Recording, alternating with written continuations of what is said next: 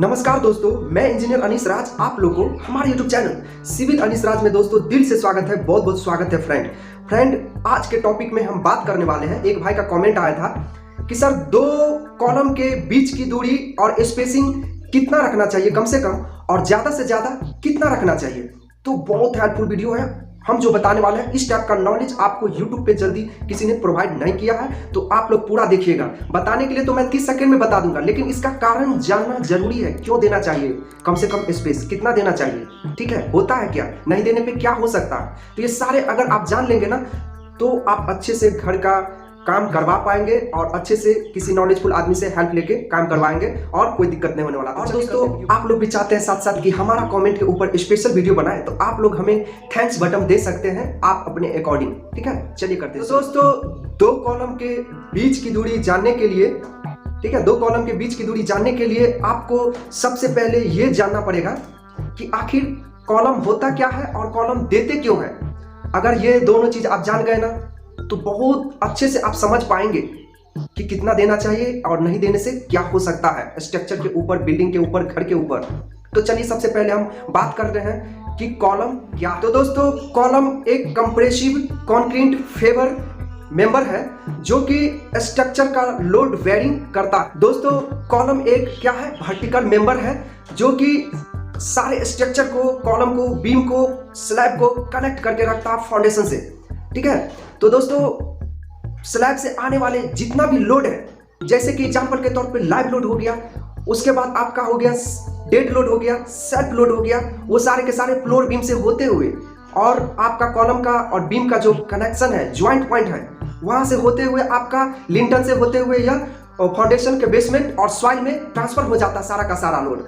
तो जो कॉलम और बीम का जो ज्वाइंट पॉइंट है उसको अच्छी तरह से बनवाना चाहिए। ज्वाइंट पॉइंट पे आपको हमेशा आरसीसी जो होता है ना, स्टील को, सरिया को अच्छी तरह से बांधना चाहिए। बहुत सारे कॉन्ट्रैक्टर इस चीज को ध्यान में नहीं रखते हैं, बहुत आदमी को मालूम ही नहीं है, तो कॉन्ट्रैक्टर से क्या पूछेगा कितना डेवलपिंग लेंथ रखना चाहिए, कॉलम और बीम के में कितना क्या रखना चाहिए, कैसे ज्वाइंट करना चाहिए, टाइप कैसे करना चाहिए। बहुत कोई विदाउट टाइप किए हुए छोड़ के कंक्रीटिंग कर देता है। तो ये सारे पॉइंट को ध्यान में रखना चाहिए एक कॉलम को आप बनवा रहे हो तो, ठीक है। ये तो 30 सेकंड का बात है कि हम आपको बता देंगे कितना स्पेसिंग रखना चाहिए दो कॉलम के बीच में और ज्यादा से ज्यादा कम से कम, लेकिन सारे पॉइंट को जानना आपको जरूरी है। तभी तो आप अच्छे घर बना पाएंगे, तभी तो आपका घर 80 से 100 बरस, 125 बरस लगभग चलेगा।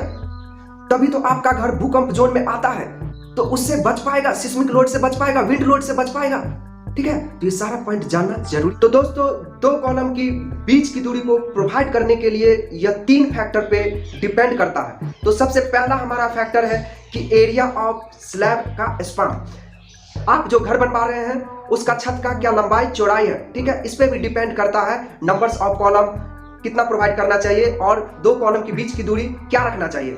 और दूसरा फैक्टर हो गया कि बीम का साइज क्या है, मतलब बीम जो अपना डाल रहे हैं, फ्लोर बीम चाहे लिंटल बीम, प्लिंथ बीम, तो उसका साइज क्या है, उसका मोटाई क्या है, ठीक है, और उसका लोकेशन क्या है, कहां कहां पे आप डाल रहे हैं जब घर बनवा रहे हैं स्ट्रक्चर में। दोस्तों तीसरा पॉइंट हो गया कि स्ट्रक्चर लोड। स्ट्रक्चर लोड बहुत डिपेंड करता है कॉलम को डिजाइन, बीम को डिजाइन करने के लिए, ठीक है। तो स्ट्रक्चर लोड का मतलब यह हुआ कि छत पे मान लो बहुत सारा सामान रखते हैं तो आपका फिक्स है, कोई सामान यहाँ से हम वहाँ नहीं घिसका सकते, उसको डेड लोड बोलते हैं। और लाइव लोड इधर से इधर सामान को घुसका के कभी इधर डाल रहे कभी नीचे डाल रहे, उसको लाइव लोड बोलते हैं। और जो सेल्फ लोड हो गया, स्लैब का जो वेट है उसको लोड जो है वो सेल्फ लोड हो गया। तो ये 3 लोड आपका क्या होता है, स्ट्रक्चर के ऊपर लगता है और स्ट्रक्चर से होते हुए, बीम से होते हुए, कॉलम और बीम के ज्वाइंट से होते हुए, कॉलम से होते हुए ये बीम से फाउंडेशन के बेस में जाता है और फाउंडेशन बेस से ये सॉइल में जाता है। तो self load, dead load, live load ये बहुत इंपॉर्टेंट और फैक्टर रोल करता है कॉलम को डिजाइन करने के लिए, और ये सारे पॉइंट में को ध्यान में रखते हुए हमें कॉलम का डिजाइन करना चाहिए।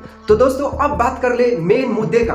तो मेन मुद्दा में यह है हमारा आज का कि दो कॉलम के बीच की दूरी कम से कम कितना रखना चाहिए, ठीक है। तो दो कॉलम की बीच की दूरी कम से कम 2.5 मीटर रखना चाहिए। दोस्तों अगर फुट में बात कर ले तो फुट में 8.2 फुट का कम से कम दूरी रखना चाहिए दो कॉलम की बीच की स्पेसिंग जिसको बोल सकते हैं। और एमएम में अगर बात कर ले तो 2500 mm का दूरी रखना चाहिए, इससे कम नहीं होना चाहिए। दोस्तों ज्यादा से ज्यादा दो कॉलम के बीच की दूरी 24.6 फुट रखना चाहिए और मीटर में अगर बात कर ले तो 7.5 मीटर का ज्यादा से ज्यादा दूरी रखना चाहिए। और एमएम में बात कर ले दोस्तों तो 7500 mm ज्यादा से ज्यादा दूरी रखना चाहिए, इससे ज्यादा नहीं होना चाहिए। ठीक है, यह वीडियो आपको थोड़ा भी अच्छा लगा हो, इंफॉर्मेटिव लगा, हेल्पफुल लगा हो तो प्लीज हमारे चैनल को आप लोग सब्सक्राइब करके हमें सपोर्ट कर सकते हैं, मोटिवेट कर सकते हैं। और आप लोग भी चाहते हैं हमारे कमेंट के ऊपर वीडियो बनाए तो आप हमें थैंक्स बटन देके हमें सपोर्ट कर सकते हैं। दोस्तों चलिए मिलते हैं नेक्स्ट वीडियो में, जब तक के लिए जय हिंद, जय भारत, वंदे मातरम दोस्तों।